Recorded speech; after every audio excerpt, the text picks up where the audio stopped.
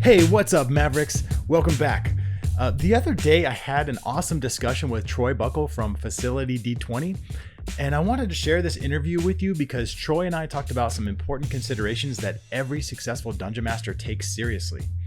Now, most importantly, we cover some different options that a DM can take when they build the elements of their campaigns and their game sessions, and by the end of this video, I'm hoping you'll come away with some great ideas for organizing your DM notes. But most importantly, you're going to have Troy's unique online table setup that he uses, and it's a method that can't be accomplished by using any kind of normal virtual tabletop software. And that's kind of important because nowadays everybody's playing online, so pay close attention to that section of the interview. But before we get into the interview, be sure to subscribe and hit that bell icon down there so you can get notified when we have some new Dungeon Maverick content for you. And stick around after the interview. I'm going to be showing you how to grab a free one-page roadmap and training for creating a DM for hire business. All right, let's get into the interview. I'm Brian Barton, and this is Dungeon Mavericks.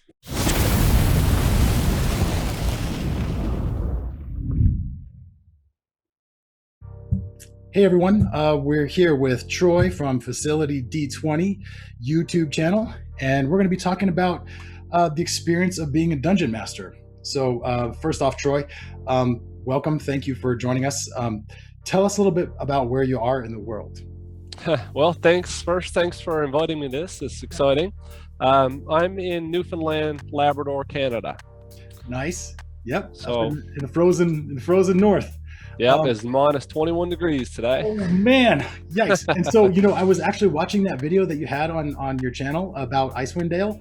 Oh, yeah. I was like, well, that's pretty cool because, you're talking about conditions that a DM has to consider when they're running that campaign, right? And you're like, Hey, look at me. I can speak from experience, right? I know what it's like to be in some really cold weather. So that's pretty cool, man.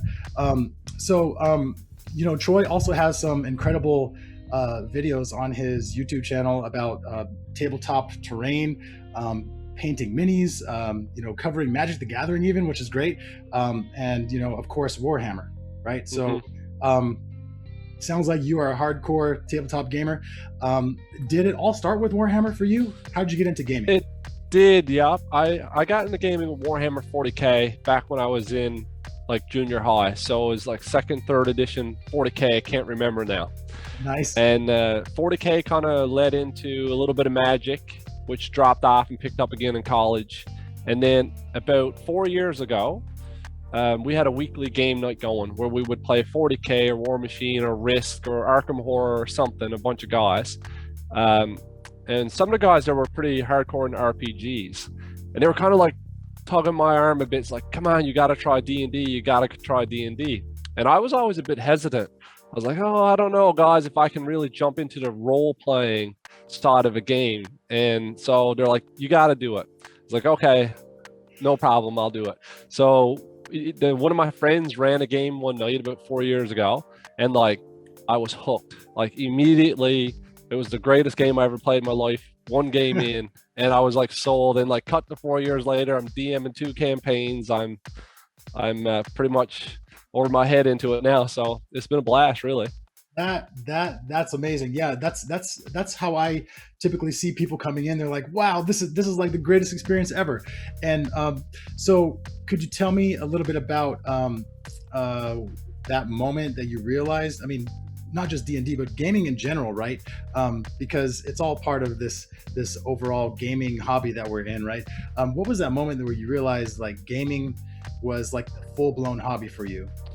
I tell you the truth, I think it happened around about when the Lord of the Rings came out. And it wasn't the Lord of the Rings movie so much, it was the special features with the miniature making, the set design, and I watched that stuff like over and over. And I always built model cars and stuff like that.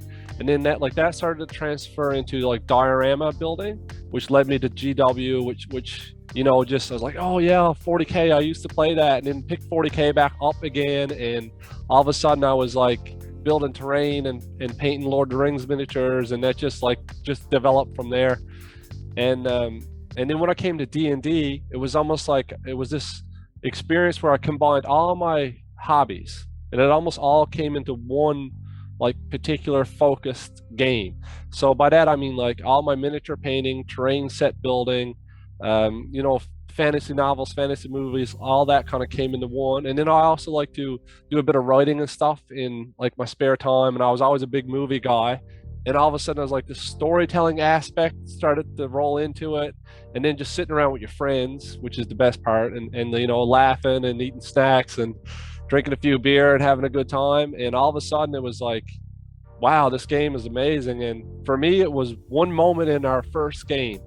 I think we were just going through a classic dungeon crawl, and we come up on a bunch of sleeping orcs in a barracks. Yep. And I didn't know much about the game, but I had a ranger who had a spell that could take one arrow and blast it into a pile of arrows. So I asked my buddy who was DM, well, can I use this like a grenade? Can I just throw my arrow in the room? And he's like, yeah, go for it, right? Creative use of spells. And I threw it in the room, and it went off, and like I thought that was like the funnest thing ever. Heck yeah. So we roll into the next room, and then my brain is going, right? So I'm like, well, I got this hunting trap. So I said, I go in, I try to set this trap, and when I do, this orc wakes up, and he's like, he's looking at you. And then I had this moment like, oh my God, what am I gonna do?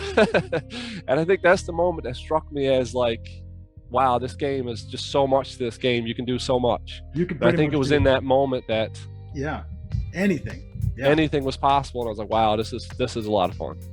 Incredible. Yeah. So would you say that was like probably one of your most memorable things, that encounter with throwing the arrow and using your trap creatively, that you know you couldn't do in any other game, honestly? No. I mean, that was probably my first like really memorable moment, and I had a real blast. And I think, and then before you know it, like cut to like a month later, we're in a full-blown campaign. My buddy's running it. There's like 9 of us playing. Yeah. And then it was like 3 of us, including my wife, first time playing. And I remember too, she had like that moment when like there was like some bad guys that kicked in the door to the tavern, and like she decided to hide in the rafters as a gnome, and then like dropped down and shapeshift into a bear, I think, and she was like, what is happening? And she was loving it, and it was a good time. And I think that campaign ran for about a year and a half. I love that you have your wife involved in this too. I wish I could get my wife to do that. Yeah. So yeah, that's cool that you can get you even got your wife realizing how amazing it is, right? Yeah, and she wasn't into like Warhammer, like not even board games, unless it was like Monopoly and she could win. Right. Yeah. Yeah. So that was fun. And I myself, I'm a huge board gamer. That's how I kind of transitioned into D&D. But so you started as a player. What made you think, hey, I want to try being a DM?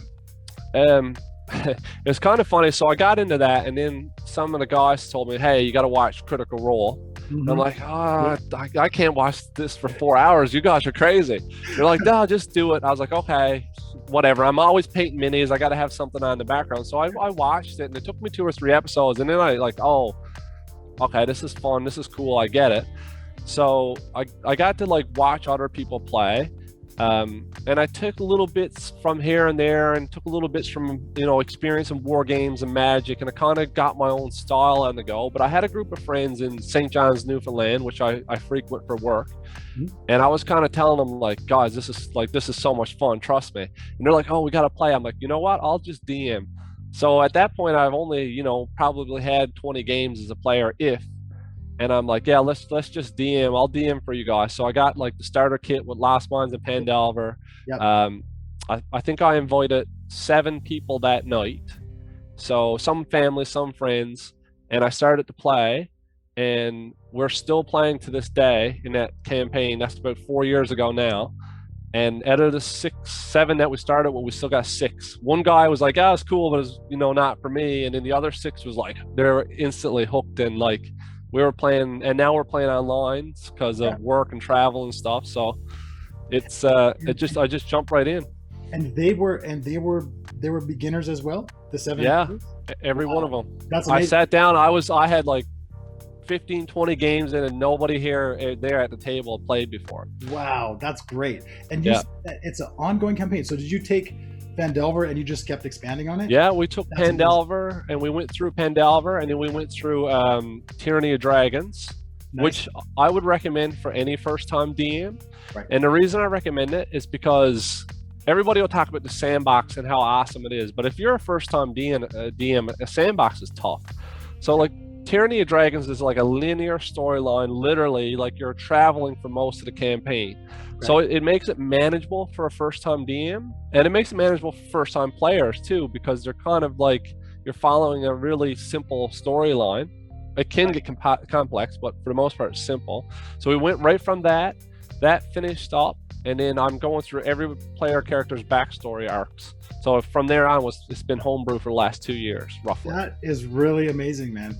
I typically see people taking the beginner set and just using that, and then kind of doing a whole nother thing. But that makes sense. I think we're starting ourselves.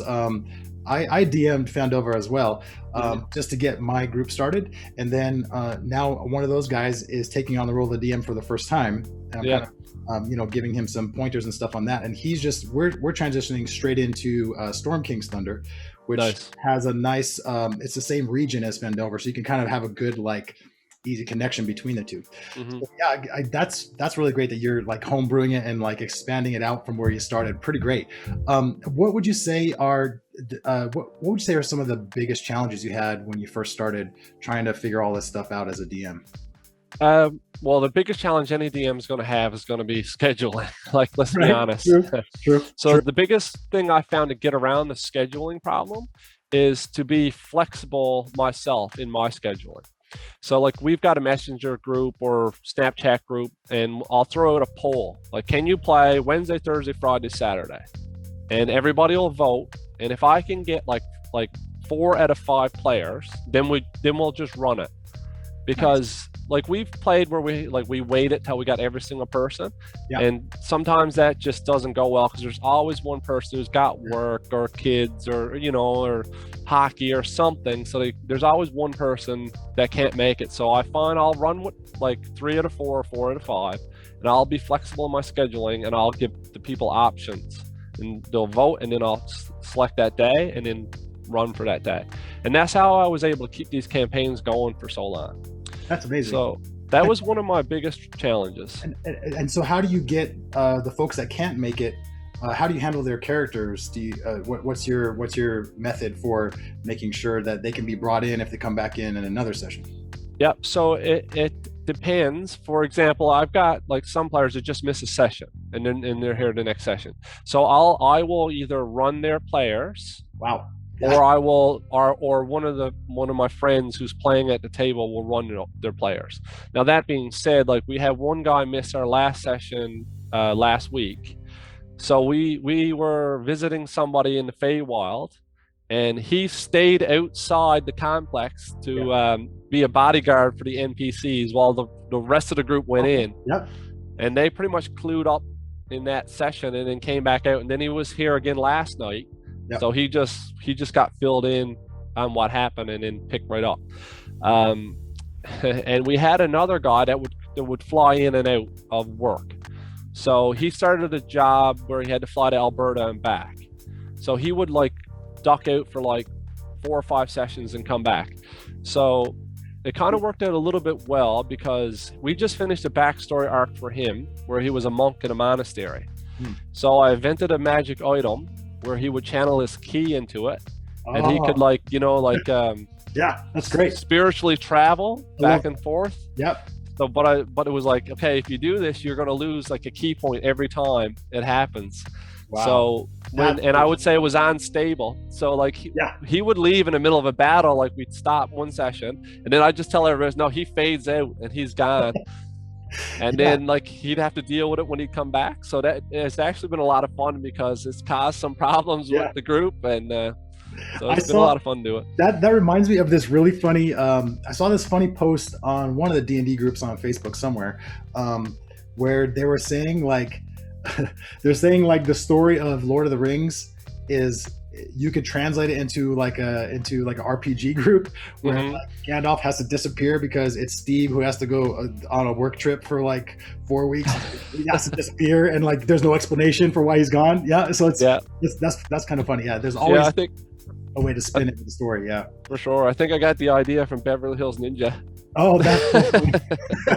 That's awesome. See, I mean, that's the thing. DMs come up with ideas that sound brilliant, but sometimes we just we take some ideas from different places and as inspiration and kind of build upon that. So pretty cool, man. So biggest challenges, and then you some lessons learned or skills or tips that you've acquired besides some of the ones that you've already said that you would want to share with some new DMs. Anything in particular? I know you have a specific style of how you do your stuff. Maybe you have a unique point of view on that. Yeah, there's a few things I do to keep myself organized and focused and on track. One of the things I still do everything pen and paper. Yeah. Oh, wow. So yeah, I got a binder here. Woo. It might not come through because it's super bright, but is detailed, and I organize things. So I keep track of my current notes, my old notes, all session recaps. I'll do bullet points myself of all our session recaps. I got NPCs and their info, locations, backstory notes, histories, anything like that. But one thing I found helpful as a DM, and I recommend any DM do this, is that you never know what your party's going to do. But I can guarantee you one thing: they're always going to be looking for a hotel, an inn, a tavern, a bar, a magic shop. Right. They're going, no matter where they are, if they're in Baldur's Gate or if they're in your made-up world, they're going to randomly try to find an NPC to buy something. So the best thing you can do is just sit down or go onto an online generator. I think Don John's is a really good online generator. And just make a pile of locations. Right. With NPCs in there and just have them at the ready. So I got a big pile here. I think I got 20 pages of just random shops. And you just scratch them out as you use them. And I just scratch them out, and I'll fill in the details of where they are. So this city or town is blank, and this one is a magic shop called the Unicorns Arcana. This one ended up being in Baldur's Gate. Nice. Because at one point they were in Baldur's Gate and looking for a magic shop.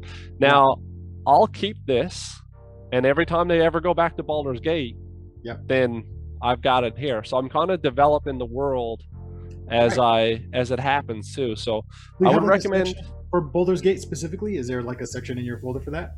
For that? Yep. Area? Oh. Yep. Okay. There's a little bit under the locations. Okay. So I still pull resources from anything Wizards put out or I find online. So I take a little bit of homebrew, a little bit of published content, and kind of make it my own. That's so great. Even along the Sword Coast, I've kind of moved around some locations slightly.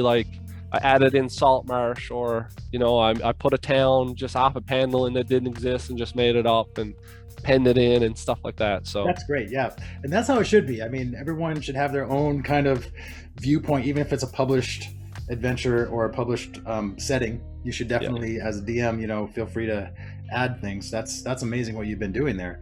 So, and a list of NPCs, same thing. Just have a list of ready to go NPCs. So when it's hey, you over there, how do I get to? Right.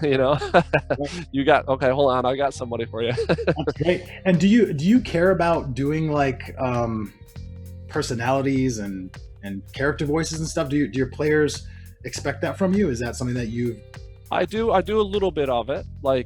So another point I would recommend to a DM, whatever your strong points are, lean into your strong points. So some people might be fantastic actors or got a great range of voices, or some people like me is just really good at crafting sets and writing storylines. Wow. So I'll lean into what I'm good at, but I still got 4 or 5 voices that I'll try to do, but sure. I do put personalities in, specifically a prominent NPC.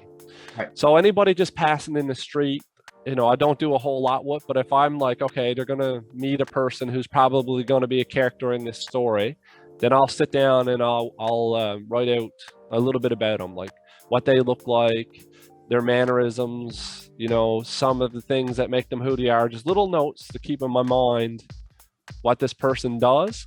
And I'll try to do a voice here and there when I can. So I do it, which sometimes it's pretty good, sometimes it's pretty bad, but it's always fun. Yeah, regardless. All that matters is the fun, right? Yeah. So that's great. I just wanted to see what your style was, because some DMs like just theater of the mind, right? They like to just do everything as a description, and then you just imagine what it looks like. Some like to do what you're doing, which I hope we could talk about in a few minutes. But and then some don't do voices at all. So it just depends on what your style is. There's no right or wrong answer there. So that's great. And then, so another funny question that I've been asking a lot of DMs about is, have you heard about how out there are these DMs for hire, and they hire out the service for a fee? Have you heard of this? I have heard of that. Yeah. Yeah. And what are your thoughts on that? Would you ever charge for what you're doing? See, that it's hard to say, because I understand there's a need for it, there's a market for it, and where there's a demand, there's going to be a supply.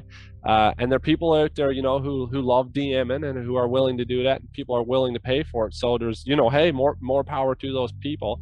I'm torn about it, because like I'm a bit of a like, yeah, sure, man, I'll do it, fine, like, you know what I mean, like kind of happy-go-lucky guy. So I don't mind doing it for free, but I would consider charging for it.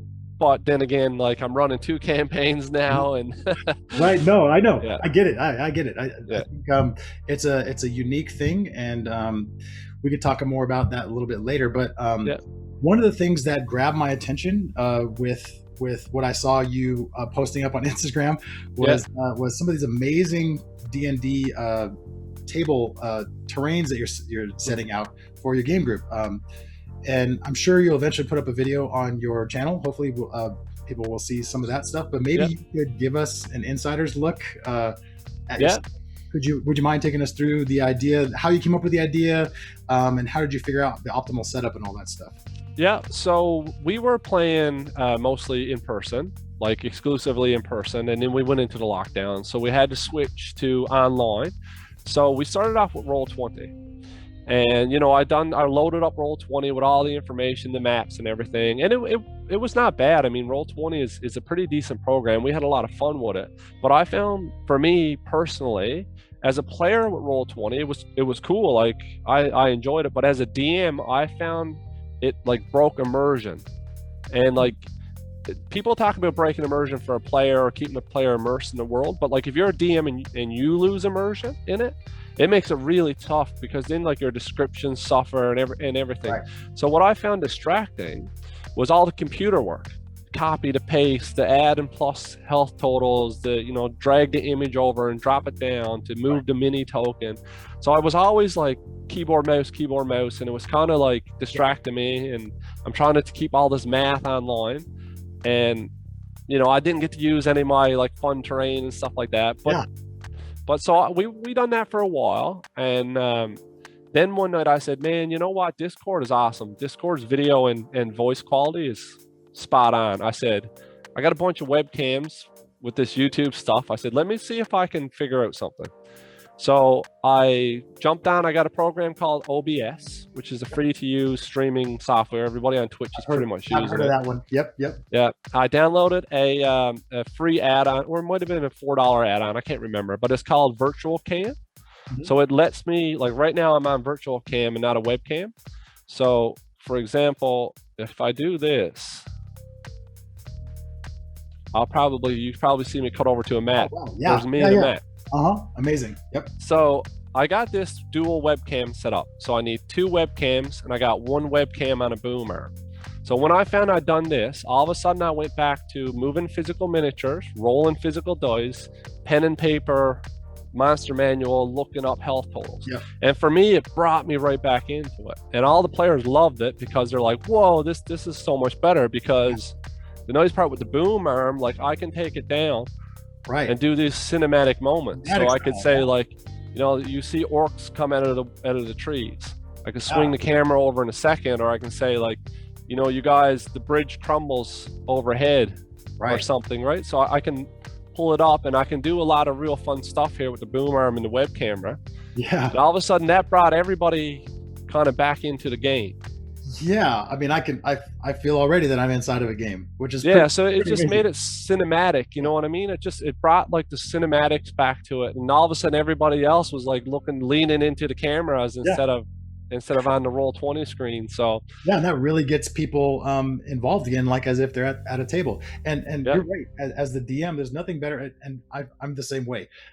there's nothing better than the visceral feeling of holding something in your hand, the dice. Like I can't do the digital dice either. I need to roll a real physical dice, right? Because there's nothing beats the physical, you know? Yeah. So, yeah, I totally. And then sometimes I can throw them under the webcam now too when you really want to freak them out, right? It's like do the dragon breath recharge, you throw it right under the webcam, and yep.